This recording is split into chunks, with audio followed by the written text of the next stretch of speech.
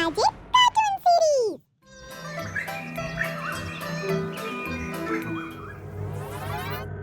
हे भगवान, मेरी मदद करो और मुझे जादूगर संभा की कैद से आज़ाद कराओ। हे भगवान, मुझे बचा लो, नहीं तो वो मुझे आज रात इसी गुफा में अपने पालतू खूनी जिन को खिला देगा और मेरे बच्चे अनाथ हो जाएंगे और वो भी भूख से मर जाएंगे। मेरी पत्नी विधवा हो जाएगी। हे भगवान। अरे, ये ज़मीन के नीचे से कैसी आवाज़ आ रही है? लगता है कोई जिन है। हे भगवान, हे भगवान। चरवाहा शंकर गांव के पास जंगल में अपनी बकरियां चरा रहा था। अचानक तेज बारिश होने लगी। उसकी बकरियां तेजी से उसके घर की ओर भागी और वो भी अपने घर की ओर भागने लगा। तभी उसने एक खरगोश को रोते हुए देखा। मेरे बच्चे डूब रहे हैं। ओ मेरे बच्चे, हे भगवान, कोई मेरी मदद करो, कोई मेरी मदद करो।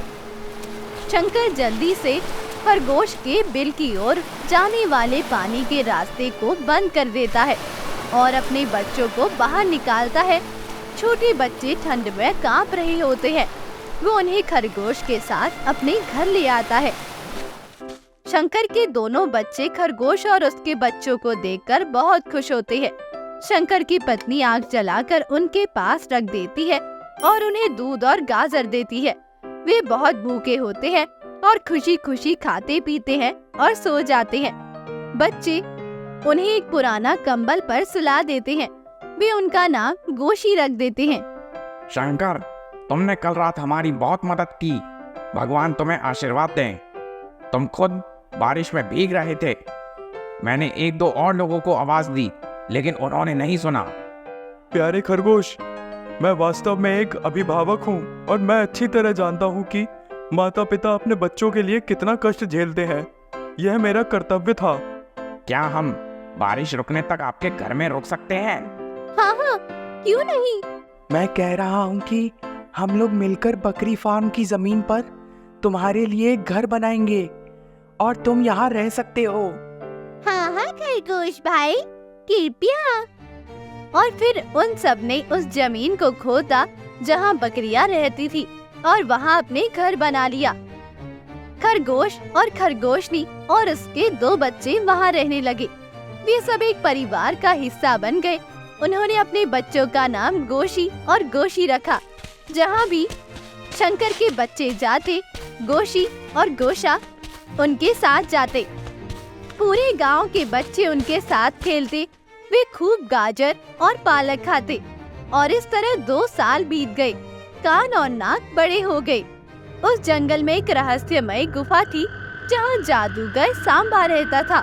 उस दिन शंकर अपनी बकरियां चरा रहा था तो सांबा ने उसकी एक बकरी पकड़ ली और कहा, तुम मेरे रास्ते में खड़े हो।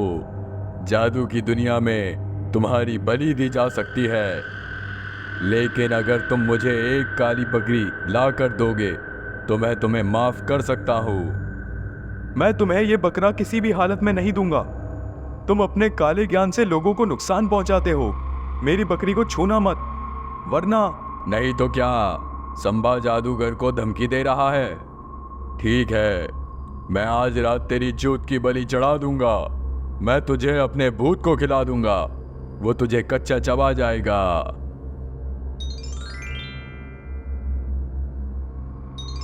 हे भगवान, मेरी मदद करो और मुझे जादूगर संभा की कैद से आज़ाद कराओ। हे भगवान, मुझे बचा लो, नहीं तो वो मुझे आज रात इसी गुफा में अपने पालतू खूनी जिन को खिला देगा और मेरे बच्चे अनाथ हो जाएंगे और वो भी भूख से मर जाएंगे। मेरी पत्नी विधवा हो जाएगी। हे भगवान। अरे, ये ज़मीन के नीचे से कैसी आवाज़ आ रही है? लगता है कोई जिन है। हे भगवान, हे भगवान। शंकर भाई, आज बच्चों पर अपनी दयालु दिखाने का समय है, क्योंकि अच्छा करो तो तुम भी अच्छे होगे।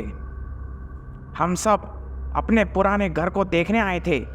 मेरे बच्चों ने सुना कि तुम और संभा क्या कह रहे थे। हाँ शंकर अंकल, हम पहले भी उन्हें लोगों को परेशान करते हुए देखते थे। हमें उसकी गुफा के तहखाने का रास्ता पता था। अब जल्दी से चलें। जादूगर सांबा अपने तहखाने में प्रवेश करता है। अरे तुम कहाँ चले गए अस्वीकृत व्यक्ति? खैर, उसने मिट्टी खोदी और बाहर आ गया। मुझे लगता है वह अभी बाहर आया है। हो सकता है कि वह अभी तक वहां नहीं पहुंचा हो। मैं उसकी दुम हिलाते हुए उसे यहाँ से वापस ले जाऊंगा। और उसी समय वो इस छेद में प्रवेश करता है। किस्मत को शायद इसी दिन का इंतजार था। इधर शंकर और खरगोश बाहर आए और उधर भूकंप शुरू हो गया और वो तहखाना ढह गया और वो गुफा सांबा की कब्र बन गई, जहां उसने अनगिनत निर्दोष लोगों पर अत्याचार किए और काले जादू से लोगों को नुकसान पहुंचाया। और इस तरह कहानी खत्म होती है। शंकर सभी बच्चों से पूछता है कि इस कहानी से उसे क्या शिक्षा मिलती है। अच्छा करो और अच्छा बनो। जो दूसरों के लिए गड्ढा खोदता है वो खुद उस गड्ढे में गिर जाता है। लेकिन हम खुद ही गड्ढा खोदते हैं और खुद ही उसमें गिरते हैं। अरे भाई, गाजर खत्म हो रही है, खाली पेट परेशान मत हो। और सभी हंसने लगते हैं।